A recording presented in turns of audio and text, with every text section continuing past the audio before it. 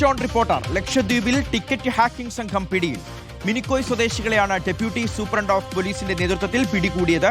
അനീസ് മുഹമ്മദ്, റൂമിസ എന്നിവരെയാണ് ഇപ്പോൾ പിടികൂടിയിരിക്കുന്നത്. 89 വ്യാജ പ്രൊഫൈലുകളും കപ്പൽ ടിക്കറ്റുകൾ ഹാക്ക് ചെയ്യാൻ ഉപയോഗിച്ചിരുന്ന കമ്പ്യൂട്ടറുകളും ഇവരിൽ നിന്ന് പിടിച്ചെടുത്തു.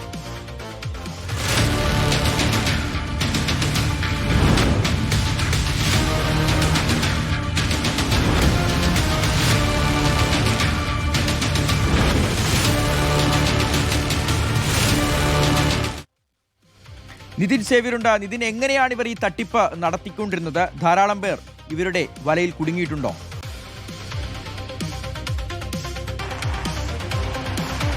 ഷിഹാസ്, കഴിഞ്ഞ കുറേ നാളുകളായി ലക്ഷദ്വീപ് നിവാസികളുടെ പ്രധാന പരാതികളായിരുന്നു ഇവർ കേരളത്തിലേക്ക് വരാനോ അല്ലെങ്കിൽ കേരളത്തിൽ നിന്ന് പോകാനോ ശ്രമിക്കുമ്പോൾ ഇവർക്ക് കപ്പൽ ടിക്കറ്റ് ബുക്ക് ചെയ്യാൻ സാധിക്കുന്നില്ല എന്നത്. ഇത് മറ്റ് ഓൺലൈൻ സൈറ്റുകളിൽ ഇത്തരത്തിൽ വ്യാപകമായി ഉയർന്ന തോതിൽ ഉയർന്ന വിലയ്ക്ക് വിൽക്കുന്നൊരു സംഘം നിലവിലുണ്ടായിരുന്നു. ഇതുമായി ബന്ധപ്പെട്ട് കഴിഞ്ഞ കുറേ നാളുകളായി മിനിക്കോയ് പോലീസ് പരിശോധന നടത്തുകയും ചെയ്യുകയായിരുന്നു. ഈ പരിശോധനയിലാണ് ഇപ്പോൾ 3 അംഗ സംഘത്തെ പോലീസ് പിടികൂടിയിരിക്കുന്നത്. മിനിക്കോയ് പോലീസാണ് കഴിഞ്ഞ ദിവസം ഇവരെ പിടികൂടിയിട്ടുള്ളത്. അങ്ങനെ ഇവർ കഴിഞ്ഞ കുറേ നാളുകളായി ഇങ്ങനെ ഇത്തരത്തിൽ വ്യാജ പ്രൊഫൈലുകളും ഒപ്പം തന്നെ കമ്പ്യൂട്ടറുകളും ഉപയോഗിച്ച് ടിക്കറ്റുകൾ ഹാക്ക് ചെയ്ത് മറിച്ച് വിൽക്കുകയായിരുന്നു. വലിയ വിലയ്ക്ക് മറിച്ച് വിൽക്കുകയായിരുന്നു എന്നാണ് പോലീസ് നിലവിൽ കണ്ടെത്തിയിട്ടുള്ളത്. ഇന്നലെ രാത്രി ഡിവൈഎസ്പിയുടെ നേതൃത്വത്തിൽ നടത്തിയ രഹസ്യ ഓപ്പറേഷനിലാണ് പോലീസ് ഇവരെ പിടികൂടുന്നത്.